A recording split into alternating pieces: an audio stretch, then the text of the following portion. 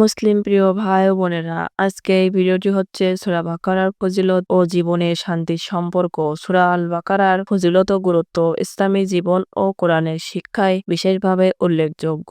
এটি কোরআনের দ্বিতীয় সূরা এবং সবচেয়ে দীর্ঘ সূরা। সূরা বাকারার কিছু ফজিলত উল্লেখ করা হলো। নাম্বার 1, ঘরকে শয়তান থেকে রক্ষা করে। রাসূল সাল্লাল্লাহু আলাইহি ওয়াসাল্লাম বলেন, তোমরা তোমাদের ঘরসমূহকে কবরস্থানে পরিণত করো না। নিশ্চয়ই শয়তান সেই ঘর থেকে পালায় যেখানে সূরা বাকারা পাঠ করা হয়। নাম্বার 2, আল্লাহর রহমত লাভ হয়। যেসব ঘরে সূরা বাকারাকে তিলাওয়াত করা হয় সেখানে আল্লাহর রহমত ও বরকত নেমে আসে। এটি ঘরের পবিত্রতা বজায় রাখে। নাম্বার 3, কিয়ামতের দিন সুপারিশ করবে। রাসূল সাল্লাল্লাহু আলাইহি ওয়াসাল্লাম বলেন, কোরআন পাঠ করো, কেননা কোরআন কিয়ামতের দিন তার পাঠকারীর জন্য সুপারিশ করবে।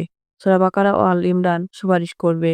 এরা দুটি মেঘের আকারে অথবা দুটি ছায়ার দানকারী পক্ষী রূপে কিয়ামতের দিন উপস্থিত হবে এবং তাদের পাঠকারীর জন্য সুপারিশ করবে।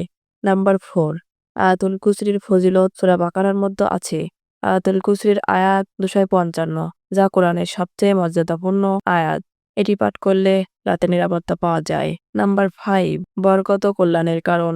রাসূল সাল্লাল্লাহু আলাইহি ওয়াসাল্লাম বলেন, সূরা বাকারা পড়া বরকতপূর্ণ এবং তা পরিত্যাগ করা আফসোসজনক, আর তা জাদুকররা সহ্য করতে পারে না। সূরা বাকারা তেলাওয়াত করা শুধু স্বভাবের কাজ নয়, এটি আত্মিক ও পারিবারিক শান্তি সুরক্ষা নিশ্চিত করে। প্রতিদিন একটুখানি করে হলেও পড়া অভ্যাস করে তুললে আল্লাহর রহমত ও হেফাজত লাভ করা যায়। আজকের এই ভিডিওটি ছিল সূরা বাকারার ফজিলত ও জীবনের শান্তির জন্য। ভিডিওটি ভালো লাগলে চ্যানেলটি সাবস্ক্রাইব করে পাশে থাকা বেল আইকনটি বাজিয়ে দিতে ভুলবেন না। ধন্যবাদ।